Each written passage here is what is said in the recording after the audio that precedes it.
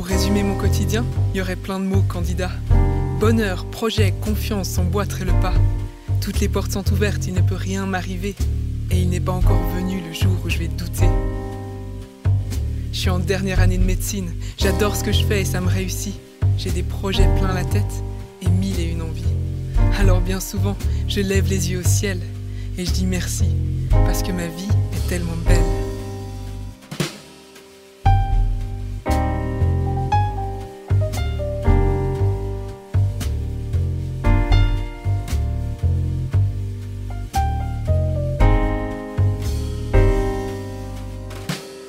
Mais voilà, ce 15 mai 2012, tout s'arrête, tout se fige.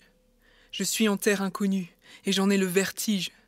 Je reste très tranquille en découvrant la grosse masse qui va arrêter le temps et changer tout mon espace. Et puis tout s'accélère, les examens s'enchaînent, scanner à l'appel, rendez-vous par dizaines. Mes professeurs m'appellent madame et me serrent la main. Je suis passé du côté pile de mon rêve de médecin. Les mauvaises nouvelles commencent à s'empiler jusqu'à ce que je me croie au journal TV. Et puis soudain, vient l'heure du diagnostic. J'ai un cancer malin, de mauvais pronostics. Soudain, l'horizon n'est plus celui que j'avais connu. Et mes pas me portent sur des chemins que je n'avais jamais vus. Le futur n'est plus une ligne qui se dessine au loin, mais il se limite souvent à ce que je ferai demain. Je n'ose plus penser à mon avenir, tous mes rêves sont balayés. Mes projets sont des souvenirs, trop loin de ma réalité. À l'école de la maladie, la conjugaison n'a qu'un seul temps. On s'y simplifie la vie, tous les verbes sont au présent.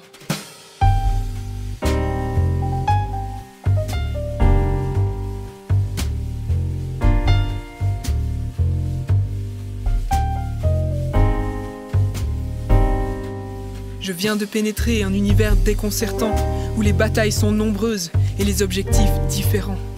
L'incertitude est reine et il faut bien s'accrocher pour rester debout face aux éléments déchaînés. Y a plein d'ennemis qui guettent et qui veulent t'enlever une de tes meilleures armes, simplement ta dignité. La déprime est à l'affût dans toutes les allées noires.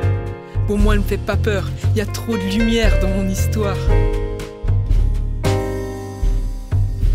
Le déni est perfide et il faut faire bien attention pour ne pas céder à toutes ces tentations. La pire peut-être, c'est le positivisme stupide. Tout va pour le mieux dans le meilleur des mondes à la Candide. Le repli est aussi bien destructeur, parce que c'est qu'avec tes proches que tu tiens dans la longueur. Les miens, en les regardant chaque jour, je me rappelle combien j'ai de la chance, parce que ma vie est tellement belle.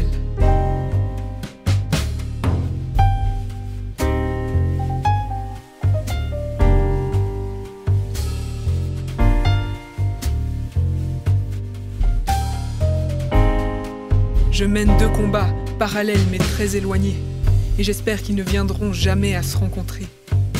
Dans ma bataille au présent, c'est l'action qui est maître, se fixer sur les traitements et vaincre leurs effets traîtres. Profiter de chaque instant et garder le moral, ne pas se faire d'illusions et avouer quand on va mal. Trouver des solutions, aller chez le perruquier, accepter la dérision et continuer à se marrer. La vie est toujours belle, elle est juste un peu changée.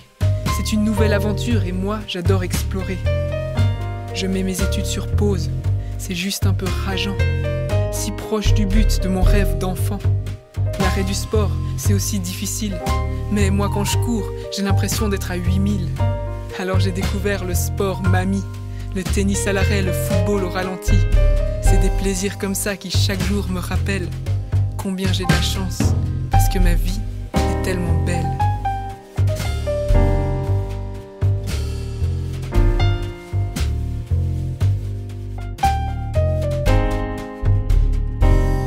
Dans mon deuxième combat, beaucoup moins tangible, c'est sur mon futur qu'est posée la cible.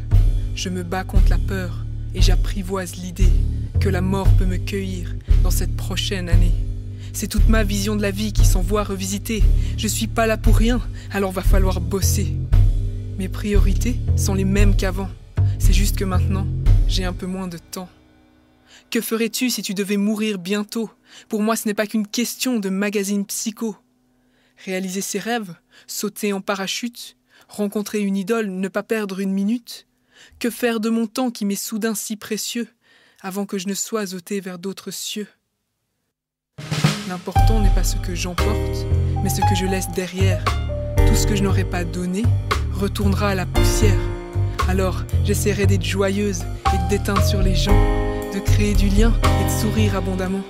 Je ne veux pas changer le monde, mais marquer mon entourage à l'aide d'amour, de joie, d'honnêteté et d'un peu de courage.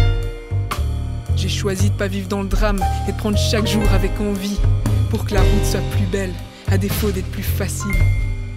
Oui, j'ai un cancer, mais je suis mieux lotie que les dépressifs ou les désabusés de la vie. Oui, je suis malade, mais pas encore morte. Et il me reste encore plein de trucs à vivre avant que la mort frappe à ma porte. Tous mes cheveux sont tombés, mais il me reste encore un poil d'humour. J'ai plus de sourcils à hausser, mais rire, je le fais toujours. On se représente tous plus ou moins la maladie, un abîme sans fond, une éternelle nuit. Moi j'ai découvert ce vaste domaine où se déploie toute la gamme des émotions humaines. Il y a l'église qui se mobilise et les proches qui sont là, tous ceux qui m'ont porté, qui m'ont offert une vie normale même au plus bas. J'apprends chaque jour et je découvre en marchant que l'important n'est pas les éléments, mais la vie qu'il y a autour. Et dans tout ça, il y a aussi un Dieu d'amour.